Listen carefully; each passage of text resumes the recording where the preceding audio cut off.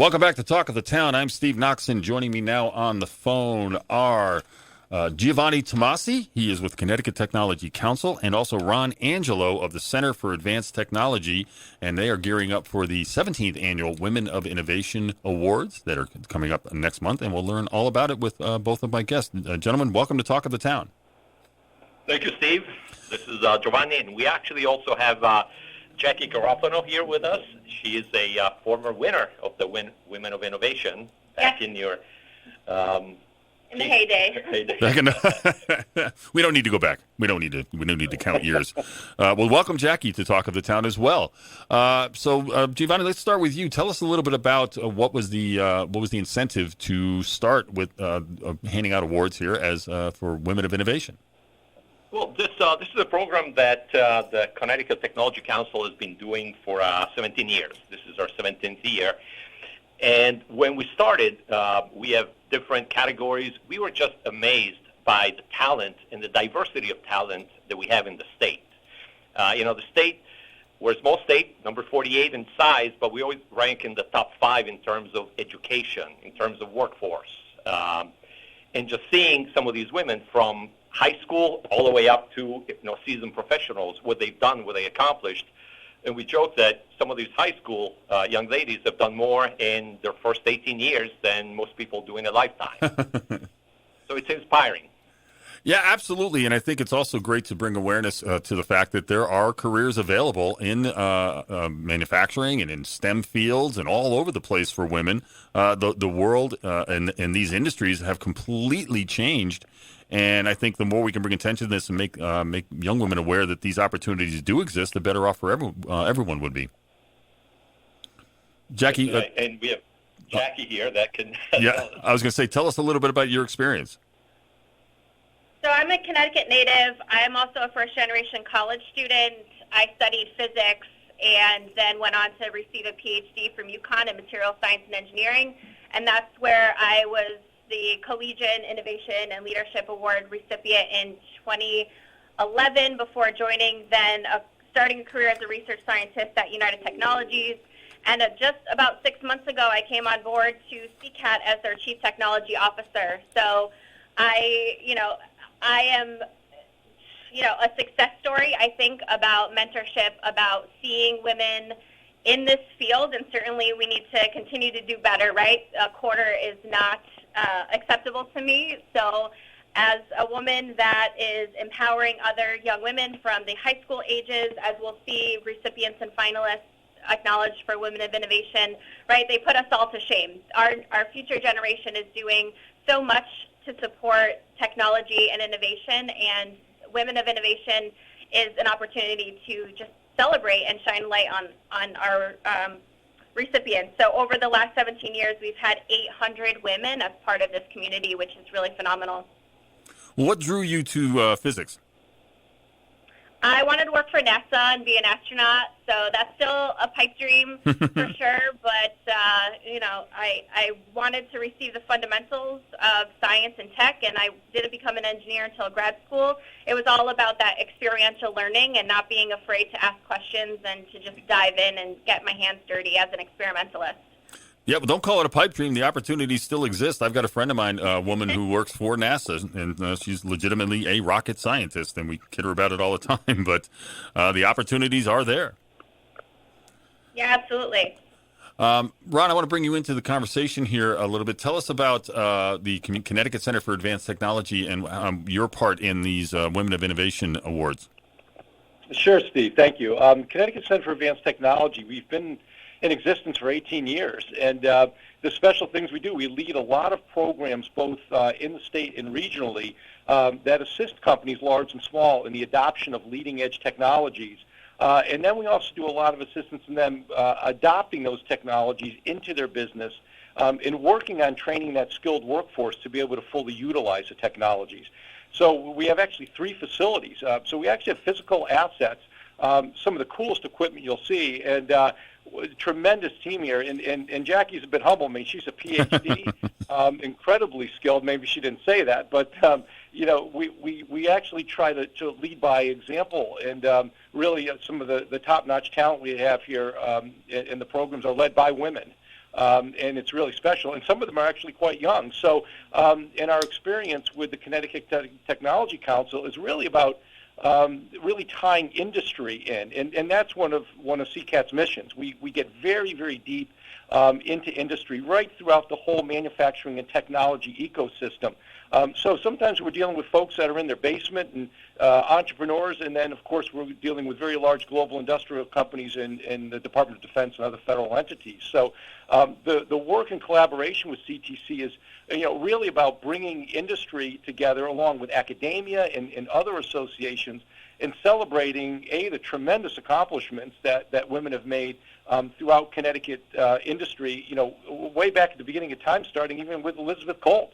And when you look at it today, there is no doubt that women are going to lead many of the fields that we have here in Connecticut regarding technology and manufacturing. The field is so strong, and the women that are coming through the school systems and the higher education systems are incredibly talented. What we have to do in Connecticut is inspire them to stay here.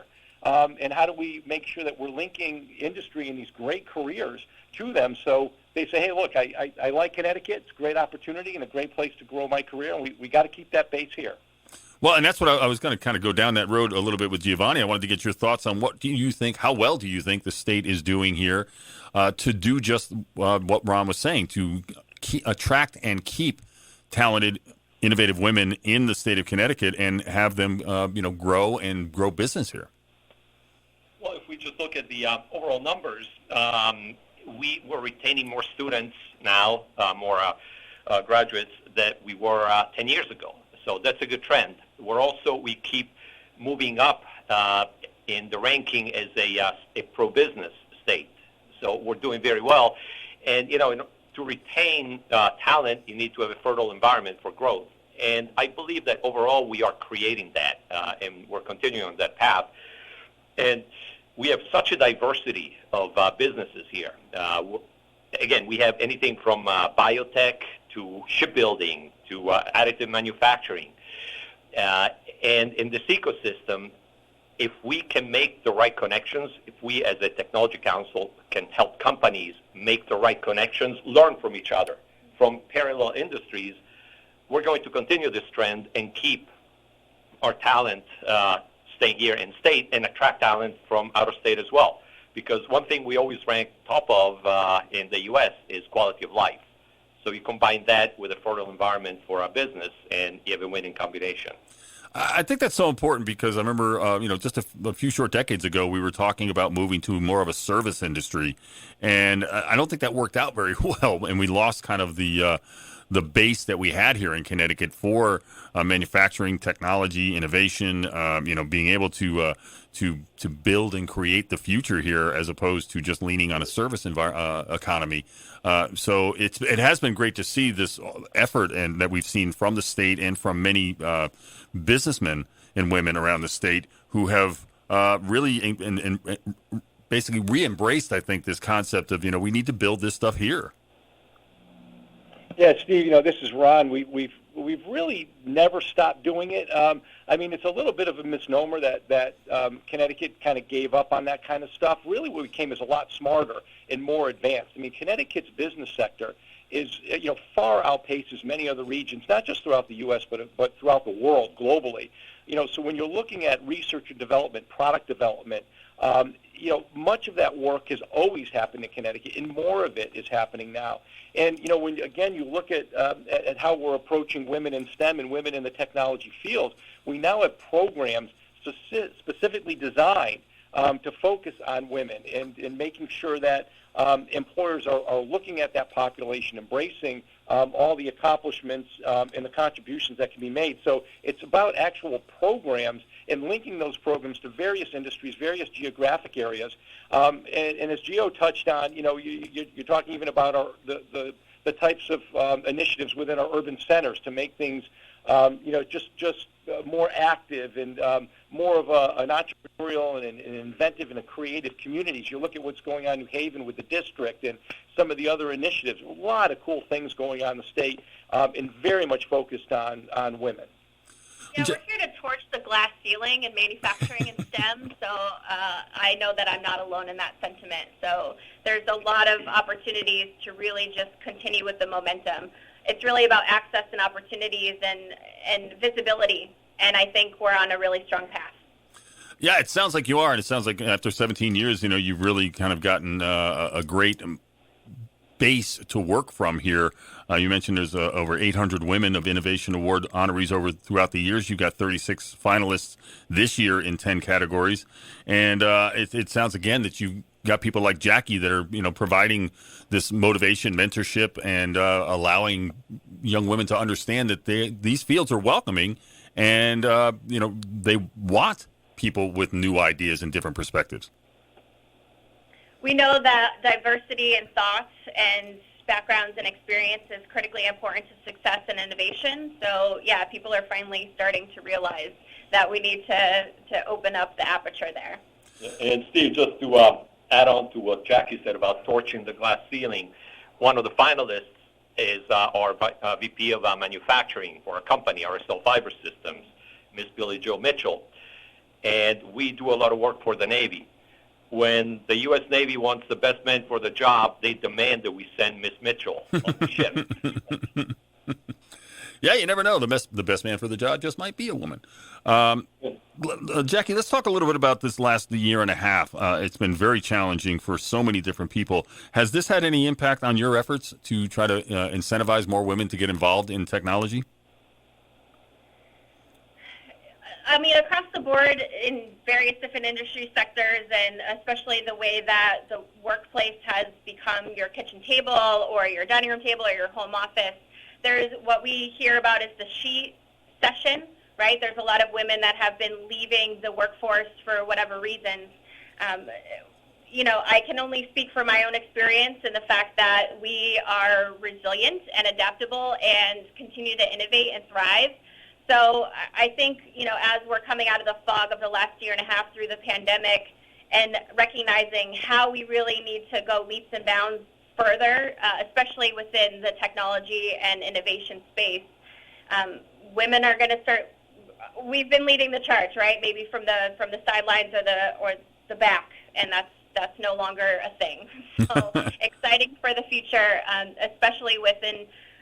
With all of the ways of the ecosystem across the manufacturing, sector here in Connecticut, across industries, as Gio said, there's such diversity there. It's critically important to think outside the box and to really just drive Connecticut forward, and that's what we're all here to do together. Do you want to mention any of the sponsors of this event? We have many sponsors. We want to really thank Medtronic. They always step up to the plate. They've done great for years. Pfizer is one of our sponsors. And again, we could not have this event without them. And we're bringing on sponsors as we speak now that are signing on. So we'll have a lot more as we get ready for this event. So this award ceremony is happening on October 14th. Where is it being held? It's actually virtual. We were going to have a hybrid event with a VIP reception in person, but because of the uncertainty of COVID, we had to go back to having a virtual event. So hopefully next year we will be in person. Fingers crossed all the way around. So I want to thank all three of you for joining me here today, and thank you for making my audience aware of this. Where can they learn more about the award ceremony and about the efforts that are being made to incentivize more women to join and work in STEM fields?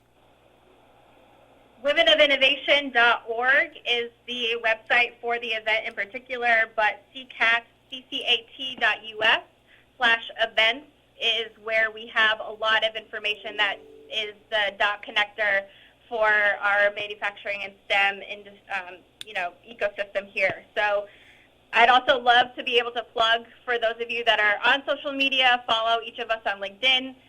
Social media is a powerful tool to be able to connect the dots and to, create a community beyond just what we've talked about today.